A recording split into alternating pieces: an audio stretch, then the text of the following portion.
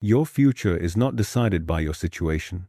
It is decided by your thoughts about it. Every day, you are planting thoughts in your mind. One day, they will grow into your reality. This is the story of a young man who felt completely lost until one simple idea changed the direction of his future. The English will be simple, so you can also practice your listening and understanding. So take a deep breath and let your mind be quiet for a moment. Now, listen carefully. In a small, busy city, there lived a 2-3-year-old young man named Noah. Noah had just finished university. People expected him to be excited about his future, but inside, he was more confused than ever. When relatives asked him, "So, what will you do now?" he smiled nervously and said, "I'm still thinking." But the truth was, he was always thinking and thinking, day and night. And still, he had no clear answer. Noah felt like he was standing at a big crossroad. One road led to a normal office job. Another road led to starting a business. Another to studying more. Another to going abroad. He looked at all the roads and stayed frozen in the same place. On social media, he saw his friends moving forward. One friend got a job at a famous company. Another received a scholarship in another country. Another started a small business and posted pictures of success. Noah looked at his phone and thought, "Everyone is moving. Everyone is choosing. Why am I still stuck at night?" When he lay in bed, his mind was not quiet. Thoughts came like a storm. What if I choose the wrong job? What if I waste years of my life? What if I fail and everyone laughs? What if I am just not good enough? He was not lazy. He was not stupid. He was simply trapped in his own thoughts. One weekend, there was a small reunion with his old classmates. They met in a restaurant, laughed, and shared stories. One friend said, "I'm going to Singapore for my master's." Another said, "I just joined a startup. It's hard, but exciting." Another said, "I'm already working in my dream company." Then it was Noah's turn. "So, Noah," someone asked, "what about you?"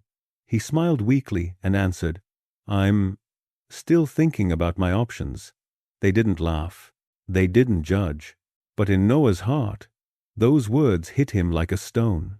"I'm still thinking." On the way home that night, that sentence kept repeating in his mind. He realized he had been saying it for months, maybe for more than a year. Always thinking, never deciding, never moving. He felt small. He felt late. He felt like his future was a big gray cloud. A few days later, Noah went to a quiet cafe. He told himself, "Today I will sit here until I know what to do with my life." He ordered a coffee and sat by the window. He opened his laptop, but didn't type anything. He just stared at the screen and drowned in his thoughts. At the next table, there was a man in his 40s. He wore simple clothes. He didn't look very rich or very special, but there was something in his eyes, a calm confidence, like he had made peace with his life. After some time, the man noticed Noah's anxious face. He smiled kindly and asked, "You look deep in thought. Are you working on something important?" Noah hesitated, then sighed. "Not really," he said.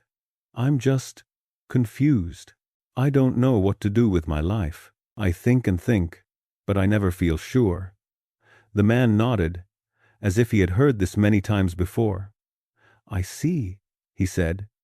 "You feel stuck between many choices, and your thoughts are making you more lost, not more clear." "Yes," Noah answered quickly. "That's exactly how I feel."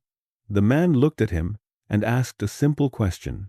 "Tell me, what do you say to yourself every day about your future?" Noah was quiet. No one had ever asked him that. He thought for a moment and then confessed, "I tell myself things like, I'm not special. I don't know what I'm doing. Maybe it's too late. I will probably fail anyway."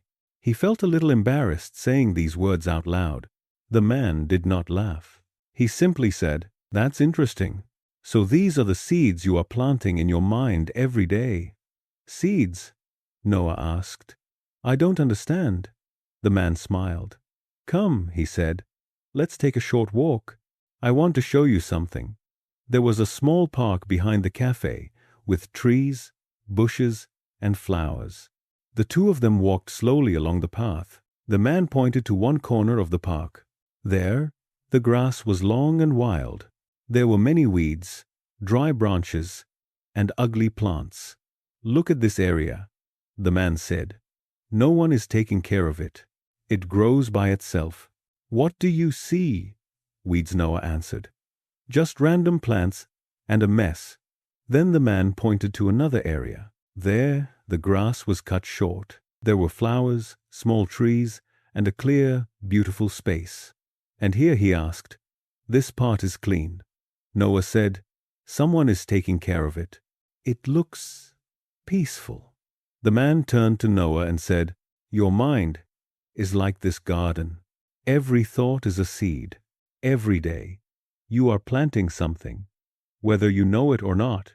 He continued, when you repeat thoughts like, I'm not special, I'm late, I will probably fail, you are planting weeds. If you plant enough weeds, do you know what your future will look like? Noah looked at the messy corner of the park. He understood. It will look like that, he said quietly. Confused, wild, out of control. The man nodded. But if you start planting different seeds, your future will slowly change shape, he said. They went back to the cafe and sat down again. The man took out a small notebook and drew 2 baskets. This basket, he said, is for negative thoughts. This one is for positive and useful thoughts. He slid the notebook to Noah. I want you to do a small experiment, he said. For the next 24 hours, write down every thought you have about yourself and your future. Put each thought in one of these baskets. Noah looked at the simple drawing. It seemed easy. He agreed. That night, Noah went home with the notebook. He decided to be honest with himself. When he thought, I'm so behind everyone, he wrote it under negative thoughts. When he thought, I don't know what to do, he wrote it under negative thoughts. Sometimes, a different thought appeared. I think I'm good at understanding people. He wrote that under positive, useful thoughts. By the end of the day, the page was almost full. The negative basket was covered with sentences. The positive basket only had a few lines. Noah stared at the page. For the first time, he could see his mind on paper. I didn't know, he whispered. I didn't know. I was talking to myself like this every day. The next day, he went back to the cafe and found the man sitting at the same table.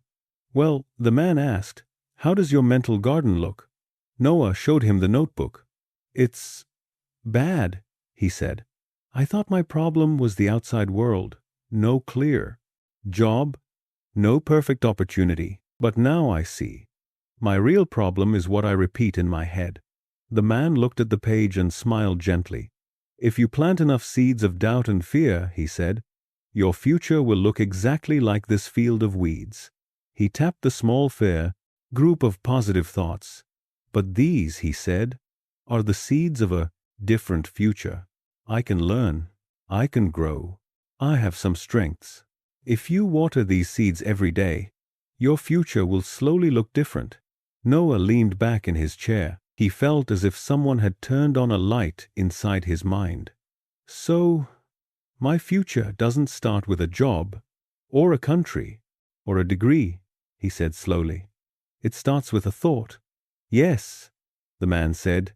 Your future is not a place you randomly arrive at. It is a place you build thought by thought. He continued. You don't need to become 100% positive. You don't need to deny your fears. But you must learn to stop feeding the thoughts that destroy you. How do I do that? Noah asked. The man offered a simple rule.